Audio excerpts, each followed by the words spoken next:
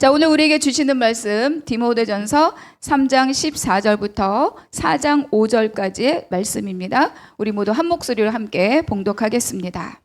내가 속히 내게 가기를 바라나 이것을 내게 쓰는 것은 만일 내가 지체하면 너로 하여금 하나님의 집에서 어떻게 행하여야 할지를 알게 하려 함이니 이 집은 살아계신 하나님의 교회요 진리의 기둥과 터니라. 그도다 경건의 비밀이여 그렇지 않다 하느니 없도다. 그는 육신으로 나타난 바 되시고 영의로 의롭다 하심을 받으시고 천사들에게 보이시고 만국에서 전파되시고 세상에서 믿음 바 되시고 영광 가운데서 올려지셨느니라. 그러나 성령이 밝히 말씀하시기를 후일에 어떤 사람들이 믿음에서 떠나 미혹하는 영과 귀신의 가르침을 따르리라 하셨으니 자기 양심이 화인을 맞아서 외식함으로 거짓말하는 자들이라. 혼인을 금하고 어떤 음식물은 먹지 말라고 할 터이나 음식물은 하나님이 지으신 바니 믿는 자들과 진리를 아는 자들이 감사함으로 받을 것이니라. 하나님께서 지으신 모든 것이 선함에 감사함으로 받으면 버릴 것이 없나니 하나님의 말씀과 기도로 거룩하여짐이라. 아멘. 다른 교훈에 맞서서 바른 교훈으로 선한 싸움을 시작하라고 하는 것이 이 디모데전서의 시작이었습니다. 그래서 우리 지난주에는 직분자들에 대해서 말씀을 나누었죠. 교회를 세우는 사람들이다. 감독, 지금으로 말하면 목사와 장로들입니다. 그리고 집사님들, 이렇게 직분자로 세워지는 자들에게 가장 중요한 두 가지의 요청이 있었는데, 첫 번째는 책망받을 것이 없을 것, 그리고 가정을 잘 돌볼 것, 이 두 가지에 대해서 말씀을 나누었죠. 그러니까 바울은 감독에게 특별히 가정을 잘 돌보지 못하면, 가정을 잘 다스리지 못하면 어떻게 교회를 돌볼 수 있겠느냐, 이렇게 반문하였습니다. 이것은 무슨 뜻이냐? 가정은 법으로 세워지는 것이 아니라는 거예요. 가정은 사랑의 원리, 그리고 생명의 원리로 세워지는 것이 가정이죠. 그래서 이 가정을 세우는 동일한 원리가 바로 교회를 세우는 원리와 같다. 이렇게 바울이 말하고 있습니다. 그러니까 바울이 깨달은 하나님에 대한 지식은 무엇이냐면 법, 소위 말하는 율법, 그것보다 더 강력한 법이 있는데 그것이 바로 사랑의 법이고 그것이 바로 생명의 법이다. 이렇게 말해주고 있는 거죠. 비방자이고 폭행자였던 바울 자신이잖아요. 그 바울이 법으로 따지면 어때요? 죽임을 당해야 마땅하지만, 그러나 비방자이고 폭행자였던 바울 자신을 지금 이렇게 하나님께서 붙들어 주셔서 이방인의 사도로 쓰임을 받고 있는 이 상황은 뭐냐면 하나님께서 그에 대한 넘치도록 큰 은혜와 긍휼 때문이었다. 이 고백이 바울 안에 있기 때문입니다. 그렇기 때문에 지난주에 살펴봤던 본문 중에서 15개 항목이라고 하는 수없이 나열된 많은 요건이 다 충족되었다 하더라도 그 사람 안에 사랑과 긍휼이 없으면 그 사람은 더욱 메마르고 더욱 냉정하고 그리고 더욱 무자비할 수 있다는 것을 우리는 기억할 수 있어야 합니다. 법이 필요하지만 법으로만 잣대를 대는 것으로는 가정이 세워질 수 없고 그리고 교회가 세워질 수 없다. 그거를 전제하고 있습니다. 마태복음 19장에 가면 어떤 부자 청년이 예수님을 찾아오죠. 선생님, 내가 무슨 선한 일을 해야 영생을 얻을 수 있겠습니까? 그 예수님이 말씀하셔요. 생명에 들어가려면 계명을 지키라. 그래서 10계명을 이야기합니다. 하나님을 사랑하고 내 이웃을 사랑하라. 근데 청년이 말하는 거예요. 저는 그 계명을 다 지켰습니다. 그런데 무엇이 부족합니까? 그때 예수님이 말씀하시죠. 내 재물, 내가 가진 것을 다 팔아서 가난한 자들에게 주고 너는 나를 따르라. 근데 마지막 결론이 뭐였죠? 그가 재물이 많음으로 근심하며 돌아갔더라. 결국은 이 영생에 대한 지식, 영생에 대한 관심, 복음에 대한 지식, 복음에 대한 관심, 그런 거는 있을 수 있지만 결국 이 청년은, 이 부자는, 이 어떤 사람은 삶으로는 응답하지 못하였음을 이 짧은 예화가 우리에게 가르쳐 줍니다. 여러분, 우리가 말씀에, 복음에, 삶으로 응답하는 것은 나를 부수는 작업이 없으면 불가능하기 때문입니다. 알고 있는 것과 아는 것으로 살아내는 것은 너무너무 큰 차이가 있는 거죠. 그러니까 믿음의 비밀을 아는 자는 누구냐? 자기를 부수는 작업을 해내는 사람입니다. 자기를 부수는 과정을 살아내는 자, 그 자가 믿음의 비밀을 아는 자이고, 바로 이 자가 가정과 교회에서 실현된다는 거예요. 그러니까 오늘 본문에서도 이 맥락과 이 관점을 가지고 함께 살펴볼 수 있기를 바랍니다. 그래서 바울은 연이어서 디모데에게 다시 한번 이 편지를 쓴 목적에 대해서 말합니다. 그 핵심은 뭐냐면 바로 교회인 거죠. 우리가 15절 말씀 함께 읽겠습니다. 만일 내가 지체하면 너로 하여금 하나님의 집에서 어떻게 행하여야 할지를 알게 하려 함이니 이 집은 살아계신 하나님의 교회요 진리의 기둥과 터니라. 편지를 쓸 때 내가 어떻게 행하여 할지를 알게 하려 합니다. 이렇게 말합니다. 여기서 행하다는 말의 뜻은요, 바로 뒤집어 엎다 이런 뜻도 갖고 있고, 되돌리다, 그리고 또 처신하다, 이런 다양한 뜻들을 가지고 있습니다. 그러니까 바울이 목회자인 디모데에게 요청하는 행함은 뭐냐면 세상으로부터는 뒤집어 엎어가고 하나님을 향하여서는 바로 되돌려진 상태로 지향하는 이런 삶의 방식을 이 바울이 디모데에게 요청하고 있다는 거예요.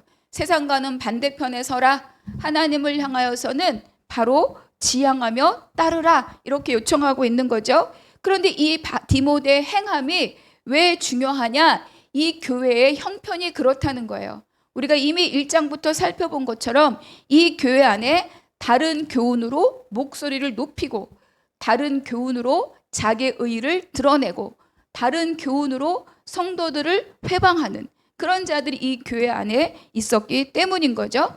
따라서 하나님을 향하여 지향하는 이 디모데의 행함, 이 생활 양식, 삶의 방식은 다른 교훈을 붙들고 주장하고 있는 그들에 대해서 뭐가 되는 거예요?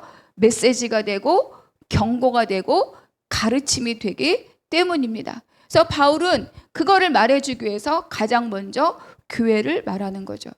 여러분, 우리가 감독과 같은 자, 목사와 장로, 저밖에 없나요? 여러분 모두입니다. 그들의 행동과 그들의 삶의 방식이 다른 이들에 비추어서 뭐가 되는 거예요? 메시지가 되는 거예요. 그것이 바로 삶으로 드러나는 복음인 거죠. 그래서 교회를 세 가지로 말합니다. 그 첫 번째가 뭐냐면 하나님의 집이다, 이렇게 말하죠. 오이코스 데우, 이렇게 말합니다. 집이라고 번역된 오이코스라고 하는 것은 건물을 말하는 것이 아니라 가족 또는 가정을 말해요.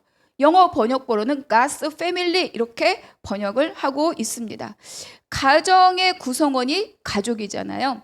여러분, 가족들끼리의 관계에서 가장 중요한 것이 무엇이냐? 제가 반복해서 말씀을 드리고 있는데 생명과 사랑입니다. 가정에서 하나님이 가장 먼저 요청했던 것은 낳는 거예요.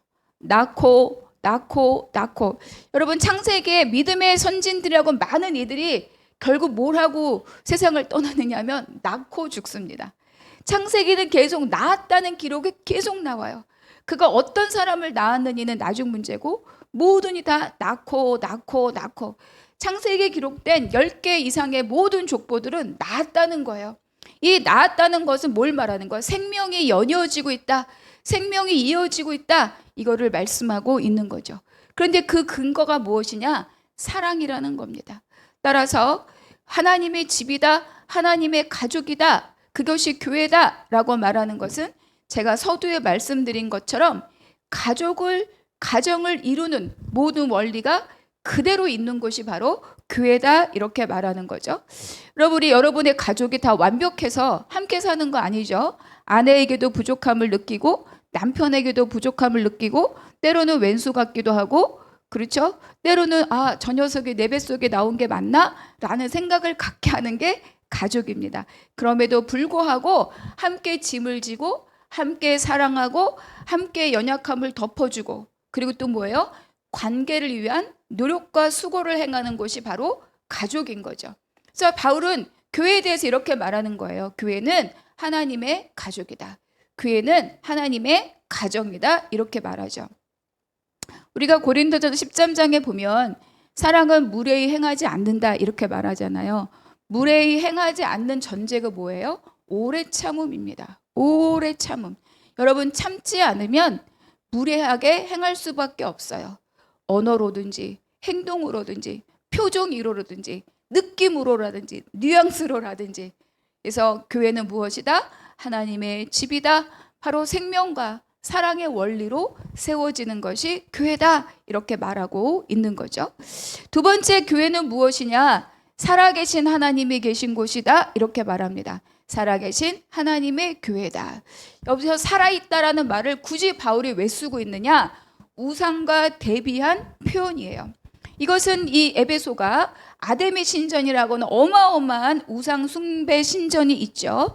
아데미라고 하는 손으로 빚어진 그런 우상도 있고, 그러나 그 형상, 손으로 만들어진 형상의 우상뿐만 아니라 마치 하나님을 자기의 지식으로 정의하고 규정하고 해석하려고 하는 인간의 지식을 따른 자들, 그 다른 교훈을 겨냥해서 살아계신 하나님이라는 표현을 지금 바울이 쓰고 있는 거예요.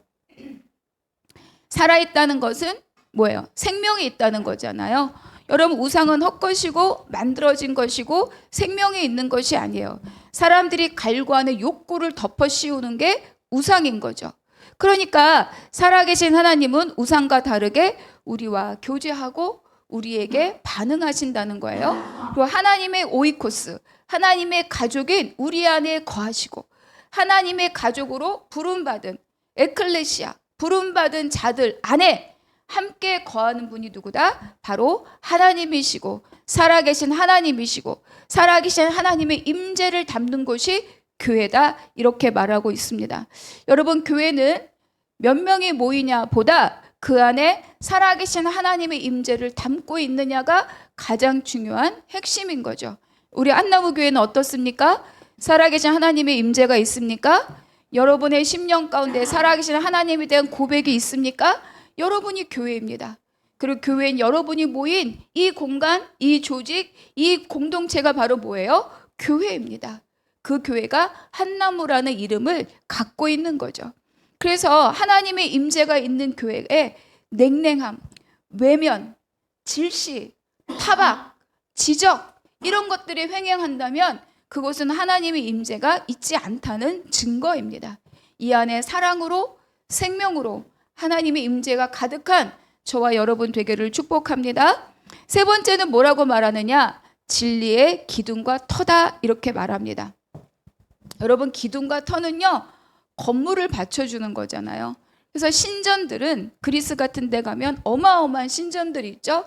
신전의 외양은, 신전의 고급짐은 기둥으로 나타나요. 기둥이 몇 개냐, 기둥의 굵기가 어떠하냐, 기둥과 머리, 기둥의 머리, 기둥의 발에 어떤 예술적 조각이 있느냐, 그것이 그 신전의 유명세를 말해주는 거예요. 그런데 오늘 이 본문에서는 그 기둥과 터를 무엇에 대한 진리의 기둥과 터다 이렇게 말하고 있죠. 여러분, 진리는 무엇입니까? 진리는 곧 예수 그리스도를 말합니다. 요한복음 16장에서 나는 길이요 진리요 생명이다. 그렇기 때문에 교회는 진리의 기둥과 터다라고 하는 말은 교회는 진리이신 예수 그리스도를 세상에 드러내고 그리고 받쳐주는 그 공동체가 바로 교회다 이렇게 말하고 있죠. 그렇다면 그러한 교회인지 아닌지 어떻게 합니까? 여러분, 똑같이 십자가가 걸려 있어도 다른 복음을 말하는 곳이 세상 천지에 많습니다. 손에 손꼽히는 그런 이단이라고 규정된 곳뿐만이 아니라 위험하고 음침하고 그러면서도 알 수 없는 그런 일들을 행하는 교회들이 많이 있어요. 그러니까 가장 중요한 것은 그 교회 강단에서 예수 그리스도를 말하고 있느냐, 예수 그리스도를 가르치고 있느냐, 복음에 대해서 선포하고 있느냐, 복음에 따르는 삶의 방식들, 그 따르는 삶을 강단에서 선포하고 가르치고 양육하고 있느냐, 그것이 교회냐를 판가름하는 아주 중요한 잣대가 될 것입니다. 여러분, 그래서 삶의 세상의 논리들을 표현하는 것이 아니라 말씀 아래 기록된 원리대로 우리의 삶을 따라가고 그 삶을 살아낼 수 있도록 함께 지지하고 격려하고 세워주고, 그것이 바로 진리의 기둥과 터된 그런 교회인 줄로 믿습니다. 그래서 교회라고 하는 것은 진리신 예수 그리스도의 그분의 삶을 함께 따라가서 그 삶을 지향하도록 만들어주는 것이 바로 교회입니다. 그래서 이어서 바울이 무엇을 말하고 있느냐? 교회를 교회되게 만드는 그 내용이 무엇이냐? 복음의 내용이 무엇인지를 이어서 말씀하고 있죠. 우리가 16절 다 같이 한 목소리로 함께 읽겠습니다. 그도다 경건의 비밀이여 그렇지 않다 하느니 없도다. 그는 육신으로 나타난 바 되시고 영으로 의롭다 하심을 받으시고 천사들에게 보이시고 만국에서 전파되시고 세상에서 믿음 바 되시고 영광 가운데서 올려지셨느니라. 여기서 경건이란 단어가 나오는데, 우리가 경건 그러면 어떤 종교적인 태도들을 말을 할 때가 있어요. 근데 그런 보여지는 종교적인 태도를 경건이라고 하지 않습니다. 보여지는 종교적인 태도는 무엇을 말하느냐? 사람을 의식하는 거예요. 사람을 의식해서, 사람의 평판을 의식해서 의도된 행동, 의도된 종교적 행동, 이것을 우리가 눈에 보이는 그런 종교적 태도다, 이렇게 말하죠. 예를 들면 마태복음 6장에 가면은 세 종류의 사람들이 나와요. 어떤 사람들이죠? 시장 입구에서 보란듯이 손을 높이 들고 큰 소리로 기도하는 사람, 헌금할 때 나팔을 불어서 나 지금 헌금한다 이렇게 티내는 사람, 그리고 머리를 헝클어뜨리고 초췌한 얼굴로 나와서 나 지금 금식하며 기도하고 있다 이렇게 티내는 사람. 하나님이, 주님이, 예수님이 그 사람들이 뭐라고 했어요? 그들은 이미 상급을 받았다 이렇게 말씀하십니다. 상급이 없다 이렇게 말씀하시지 않고 이미 그들은 상급을 받았다 이렇게 말씀하셔요. 누구의 상급을 받았습니까? 사람의 평판의 상급을 받은 거예요. 그런데 진짜 상급은 누가 주신다고요? 은밀한 중에 보시고 갚으시는 하나님이라고 말씀하십니다. 그러니까 사람들이 무엇이라고 볼 것인가를 염두에 둔 의도된 종교적인 태도들에 대해서 경건이라고 말하지 않는다는 거예요. 경건은 결국 뭐냐? 적극적인 겁니다. 적극적으로 그리스도를 향하는 삶의 방식을 우리는 경건이다 이렇게 말하는 거죠. 그런데 왜 경건의 비밀이라고 말하느냐? 비밀은 신비로운 거잖아요. 따라서 경건이라의 비밀이라고 말하는 것은 세상의 눈으로, 세상의 관점으로 보아서는 이해할 수 없기 때문입니다. 오직 예수 그리스도가 누구신지를 알 때만 그 경건의 삶이 무엇인지를 제대로 깨달을 수 있기 때문에 경건의 비밀이다 이렇게 말하는 거예요. 그래서 이어서 곧 바울을 뭘 말하느냐? 예수 그리스도의 복음, 그 복음의 내용을 지금 선포합니다. 6가지로 말하고 있어요. 첫 번째, 육신으로 나타난 바 되셨다. 두 번째, 영으로 의롭다 하심을 받으셨다. 세 번째, 천사들에게 나타나시고 만국에 전파되시고 세상에서 믿음 받으시고 마지막으로 뭐예요? 영광 가운데 올려지셨다. 이렇게 말씀하고 있어요. 자, 이것을 조금 묶어서 육신으로 나타난 바 되시고 영으로 의롭다 하심을 받으셨다. 이건 무슨 뜻일까요? 여러분, 예수님이 이 땅에 오셨다도 중요하지만 어떻게 오셨느냐? 육신을 입고 오셨다. 성육신 하셨다. 신인데, 하나님의 본체신데 그거를 버리고 몸을 입고 오셨다. 이것이 너무 중요하다는 거예요. 그래서 예수님의 성육신과 십자가와 부활을 의미합니다.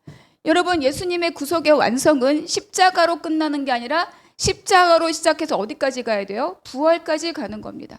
죽으심이 아니라 다시 사심을 통하여서, 죽으심이 아니라 다시 사심을 통하여서 예수 그리스도가 하나님의 의로, 의로운 자로 증거되었다. 이것이 바로 복음의 내용입니다.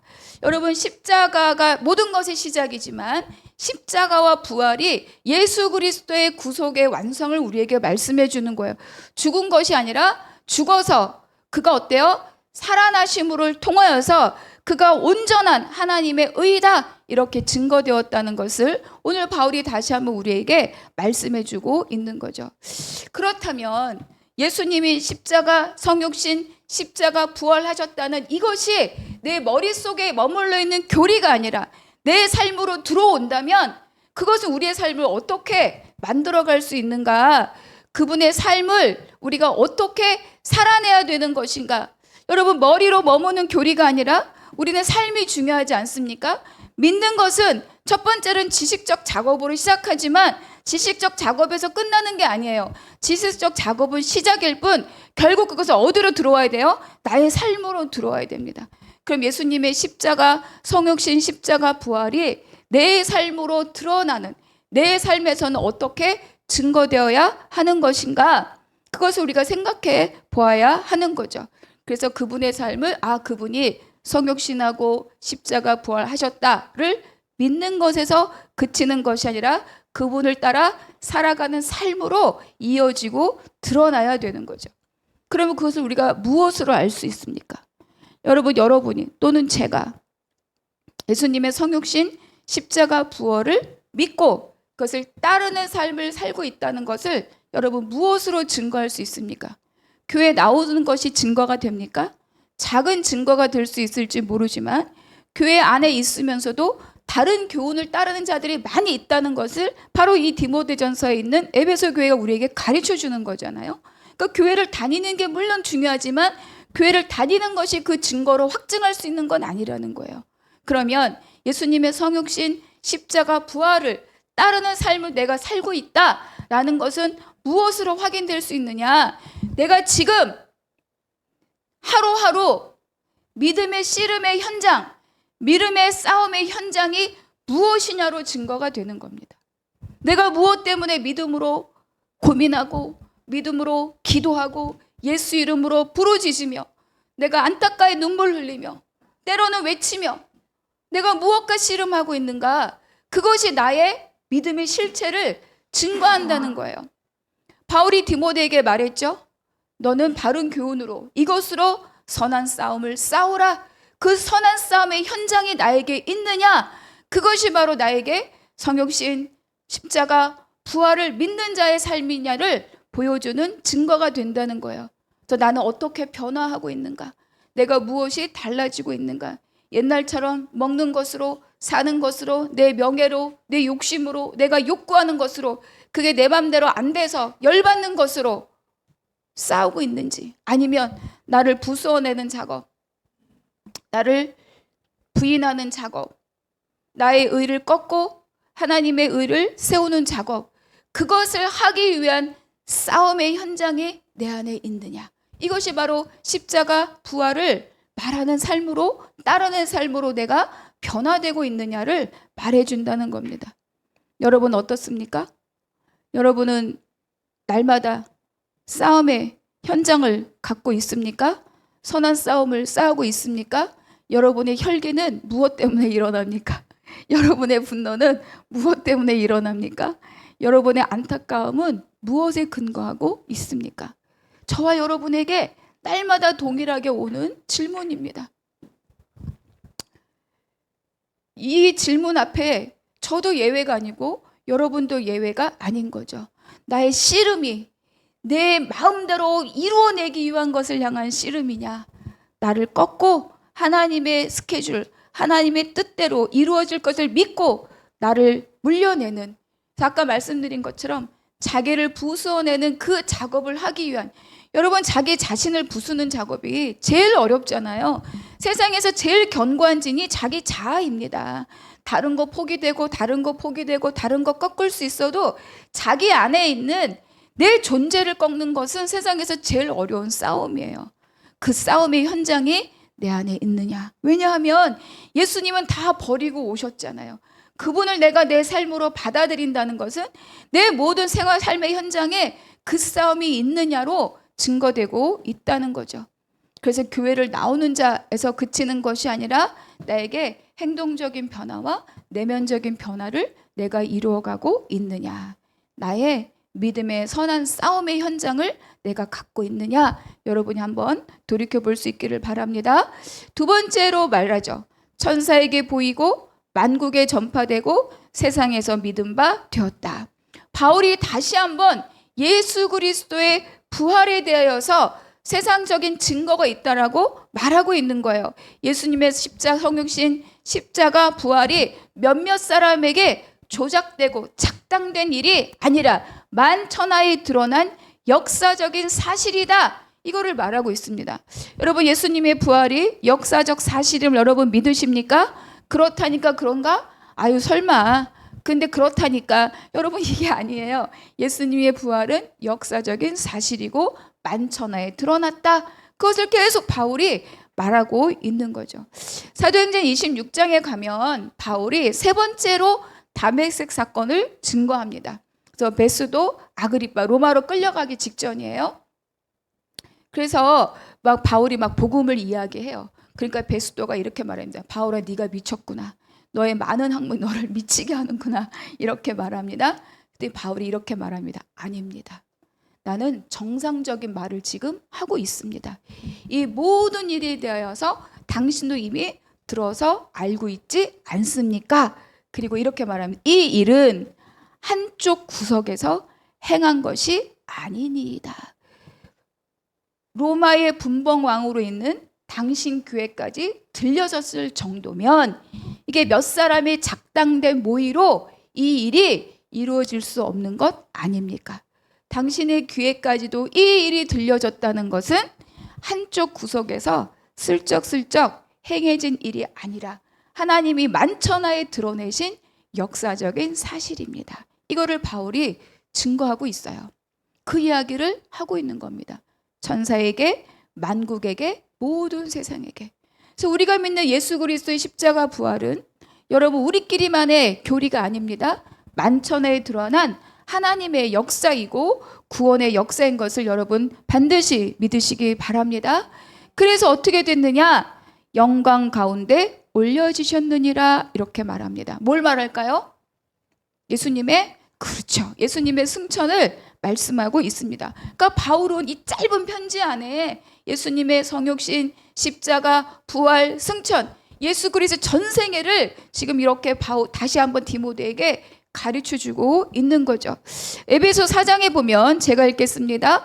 올라가셨다 하였은즉 땅 아래 낮은 곳으로 내리셨던 것이 아니면 무엇이냐? 올라가셨다는 것은 뭘 전제한다는 거예요? 내리셨다는 걸 전제한다는 거예요. 그러니까 내리신 건 뭘 말하는 거죠? 성육신이며 올라가신 걸 뭘 말하는 거예요? 승천을 말하는 거예요. 그런데 그렇게 한 이유가 뭐냐? 10절에 보니까 만물을 충만하게 하려 하심이니라. 에베소서에서 말하는 만물의 충만은 뭘 말하느냐 하면 온 만물의 원형 회복을 말합니다. 하나님의 충만을 담은 것이 예수 그리스도이고 예수 그리스도 에베소 1장에서 예수 그리스도 충만을 담으신 분이 교회 담은 것이 교회입니다. 그 교회의 마지막 사명은 뭐냐면 만물까지 충만하게 하는 거예요. 그래서 로마서 8장에 하나님의 아들들이 나타나기를 간절히 고대하고 있다. 믿는 자들을 통하여서 만물이 회복되기를 만물도 지금 기다리고 있다는 거예요. 그것이 교회가 해야 될 사명이라는 겁니다. 예수님이 왔다 가심은 만물을 충만케 하는 것, 모든 피조 세계가 원래의 원형으로 회복되기 위한 것, 그것이라고 지금 에베소서가 증거하고 있는 거죠. 그렇게 하기 위해서 예수님이 뭘 하셨느냐? 11절 12절 같이 한번 읽어보겠습니다. 시작. 그가 어떤 사람은 사도로, 어떤 사람은 선지자로, 어떤 사람은 복음 전하는 자로, 어떤 사람은 목사와 교사로 삼으셨으니 이는 성도를 온전하게 하여 봉사의 일을 하게 하며 그리스도의 몸을 세우려 하심이라. 예수님은 승천하면서 손 털고 가신 게 아니라는 거예요. 교회를 만드시고 교회 안에 사람을 세우시고 그 사람들과 그 교회가 할 일을 주셨는데 그렇게 부름받은 자들이 여기에 나오는 거죠. 선지자로, 복음 전환자로, 목사와 교사와 사도로 부르심을 삼았다. 근데 그들이 할 일이 뭐라고요? 성도를 온전하게 하며 예수 그리스도가 원하는 수준까지 키워내는 거예요. 장성한 분량까지 키워내는 것. 그것이 바로 온전하게 하며 그를 통하여 교회를 섬기게 하며 그것을 통하여서 그리스도의 몸, 다시 말하면 교회를 세우려 합니다. 그러니까 예수 그리스도가 이 땅에 왔다 가심은 그분의 모든 역할, 마지막 일을 교회에게 맡겼고 교회가 그 사명을 다하기 위해서 사람을 세우고 직분자를 세우고 그래서 그들을 통해 다시 한번 교회를 든든하게 세우신다는 거죠. 그러니까 직분자의 사명이 하나님의 백성으로 부름받은 자의 사명이 이 땅에서 잘 먹고 잘 사는 것으로 만족되는 것이 아니라는 거예요. 그런 삶을 살면 안 된다가 아니라 그보다 더 높은 차원의 부르심이 있다. 하나님께서 이 땅에 맡겨신 구속의 완성을 따르는 삶을 살아가고 교회를 세우는 삶을 함께 살아가는 것이다. 이렇게 우리에게 가르쳐주고 있는 거죠.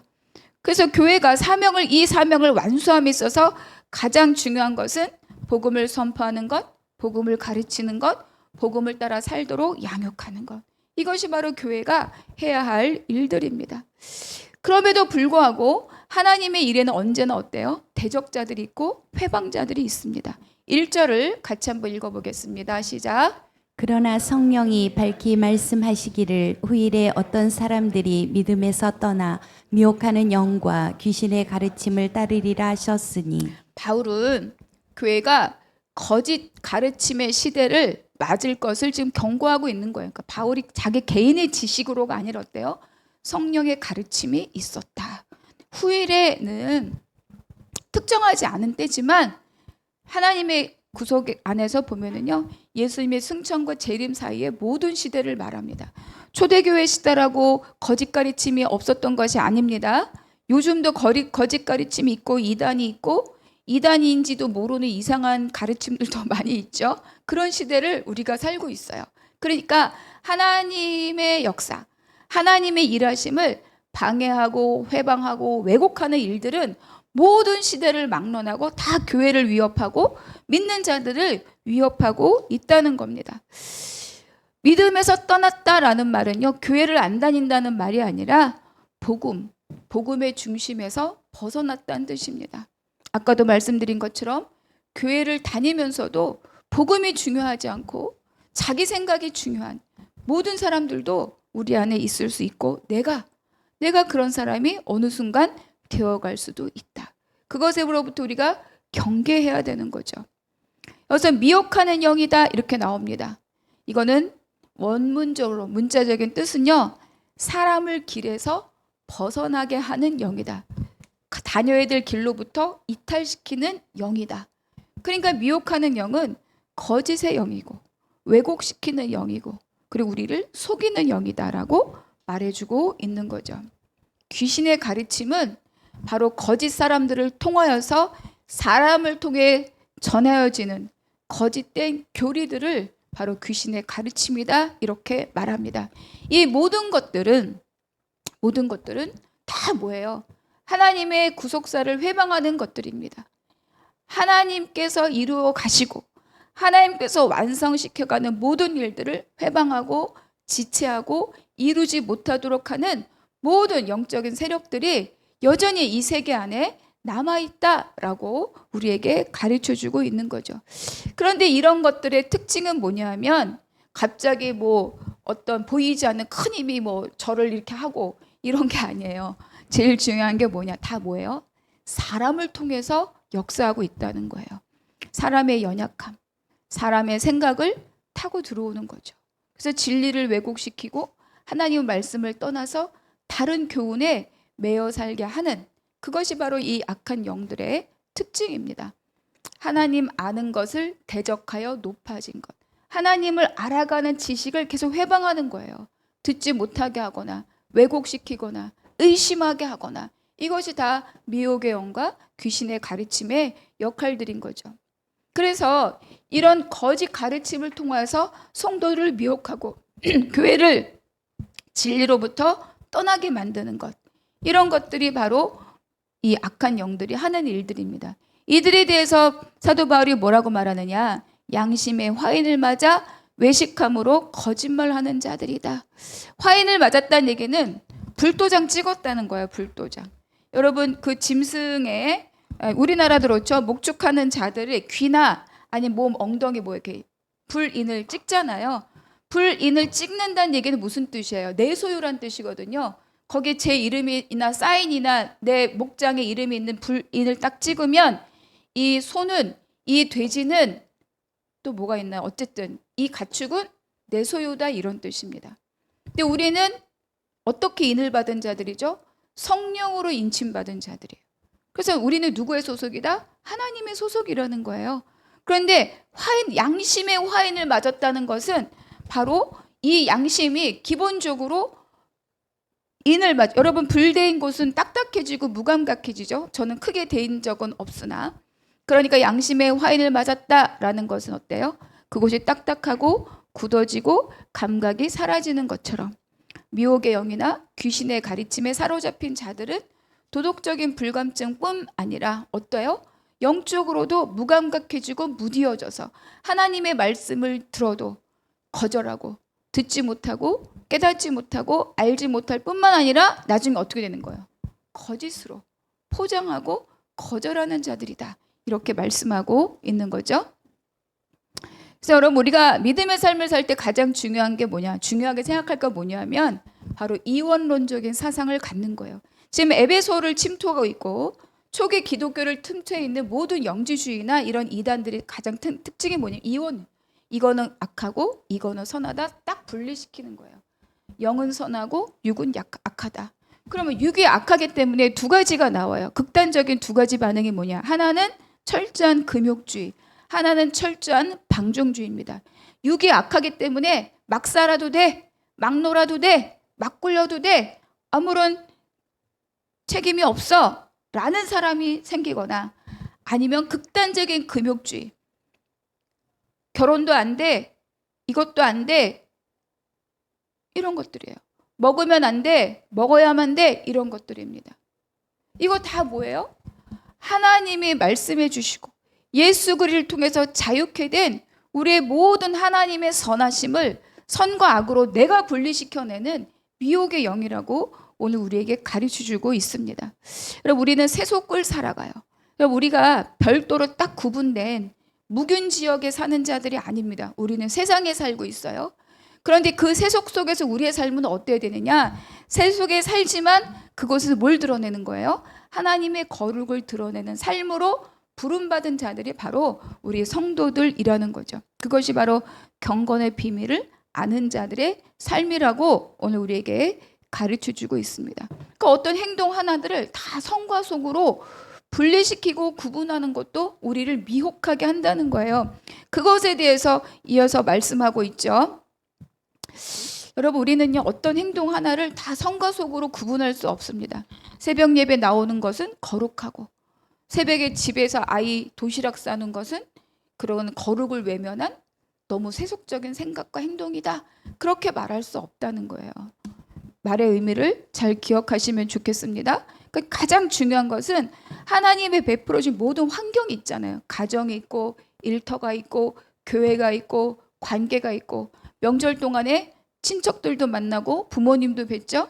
여러분, 친척과 부모님을 오랜만에 만나 뵈는 것이 우리나라 정서 안에서 꼭 기쁘고 단란하고 행복한 일만은 아니라는 겁니다. 오랜만에 만났기 때문에 오랫동안 내가 마음에 두어둔 섭섭함이나 외로움이나 답답함이 어떤 형태로든 드러나거나 그것으로 인하여서 다툼이 생길 수 있는 요지를 갖고 만나는 자리가 바로 그러한 자리예요. 그럼 그때 나는 교회를 가야 되기 때문에 안 만나. 나는 뭘 해야 되기 때문에 안 가. 나는 예수 믿으니까 제사 지낼 수 없으니까 나는 못 가. 이게 성과 속을 구분한 태도가 아니라는 거예요. 여러분, 의미가 되십니까? 주신 환경을 최선으로 섬기고 그곳에서 믿는 자로서의 삶의 모습을 보여주는 것, 그것이 바로 거룩이다. 그것이 바로 경건이다. 이렇게 우리에게 가르쳐주고 있습니다.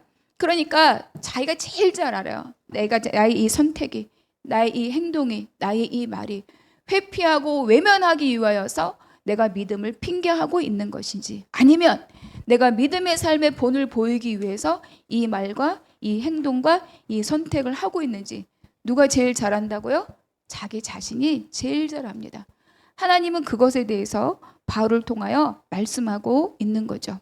그래서 복음을 떠난 경건은 언제든지 극단으로 가요. 율법주의로 가거나 형식주의로 가거나 이렇게 이분법적인 논리로 변질되게 마련입니다. 그래서 당시 에베소 교회는 영지주의자가 있었죠. 육체를 악하게 여기고, 그러니까 결혼하면 안 된다, 성생활하면 안 된다. 누가 그랬습니까?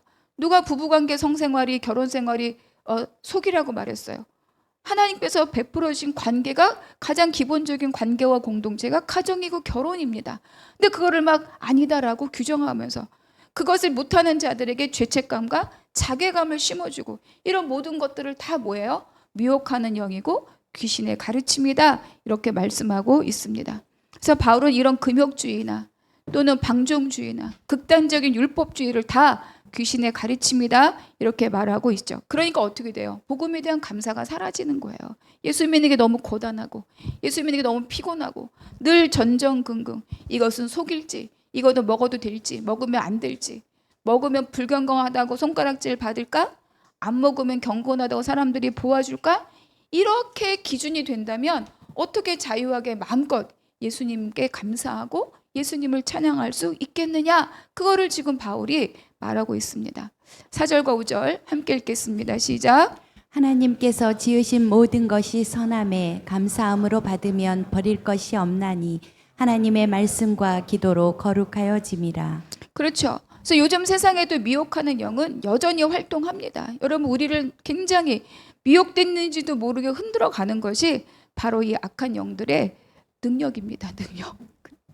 자, 그래서 이런 미혹하는 영들이나 귀신의 가린 다 복음을 약화시키고 교회를 훼손하고 하나님의 일을 회방하고 하는 그러한 일이라는 것을 다시 한번 기억할 수 있기를 바랍니다. 그래서 진리 위에 선 교회는 반드시 복음에 대한 가르침이 있고 복음에 대한 선포가 있어야 되는 거예요. 그리고 또 우리의 삶은요, 나의 의로 나의 열심으로가 아니라 바로 뭡니까? 하나님을 향한 우리의 소망함으로 살아가게 되는 거죠. 하나님의 말씀과 기도로 거룩하여짐이라, 이렇게 말합니다. 말씀과 기도로 거룩하여진다는 것은 많이 기도해야 된다, 많이 말씀 읽어야 된다, 이런 뜻이 아니에요. 물론 많이 읽고 많이 기도하면 당연히 영적인 유익이 있습니다. 근데 그래야만 거룩하여집니다, 이런 어떤 횟수적인 것을 말하는 것이 아니라 말씀이 뭐냐는 거죠. 우리의 삶의 기준이 말씀입니다. 그런데 우리의 의로, 우리의 열심으로는 그 기준을 따를 수 있어요, 없어요? 따를 게 없어요. 그러니까 뭐 하는 거예요? 기도하는 거예요.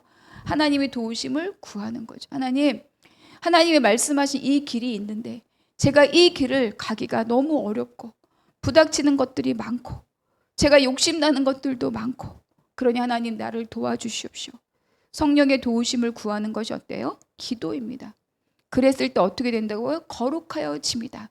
내가 갑자기 흰옷 입는 자가 되는 것이 아니라 날마다 나의 모든 삶의 현장들을 그렇게 하나님께 맡기고 주의 도우심을 구할 때, 그러면서 내 삶 전체가 나의 일터와 나의 가정과 나의 교회와 나의 모든 관계가 누구 안에 들어간다고요? 예수 그리스도 안에 속하는 삶을 살 수 있다.